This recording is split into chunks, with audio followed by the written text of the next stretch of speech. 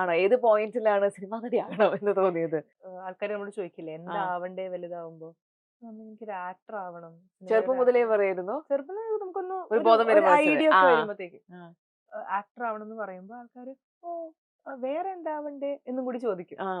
അപ്പൊ ഞാനിങ്ങനെ വേറെന്താവണ്ടേ, ഇപ്പൊ ഞാൻ ഡോക്ടർ എഞ്ചിനീയറോ പറഞ്ഞിരുന്നെങ്കിൽ അവർ ആ ചോദ്യം വരില്ലായിരുന്നു. അതെ. വേറെന്താവണ്ടേ? അപ്പൊ എനിക്ക് മനസ്സിലായി എനിക്കൊരു പ്ലാൻ ബി ഇല്ല. ഉം. എനിക്ക് ഈ പ്ലാൻ എ മാത്രമേ ഉള്ളൂ. അത് എത്ര അൺസർട്ടൻ ആയിട്ടുള്ള ഒരു പ്ലാൻ ആണ്. കാരണം ഉം. എനിക്ക് എന്റെ ഇമ്മീഡിയറ്റ് ഫാമിലിയിൽ ആരും സിനിമയിൽ ഇല്ല. സോ ആസ് എൻ ഔട്ട്സൈഡർ എനിക്ക് സിനിമ എന്ന് പറയുന്ന ഒരു ലോകം വേറെ തന്നെ ഒരു ലോകമാണ്. ഇതിലേക്ക് എങ്ങനെ എത്തിപ്പെടും? ബട്ട് ആഗ്രഹമുണ്ട്. ഒരു ആഗ്രഹം പുറത്ത് മാത്രം എടുത്ത് ആ.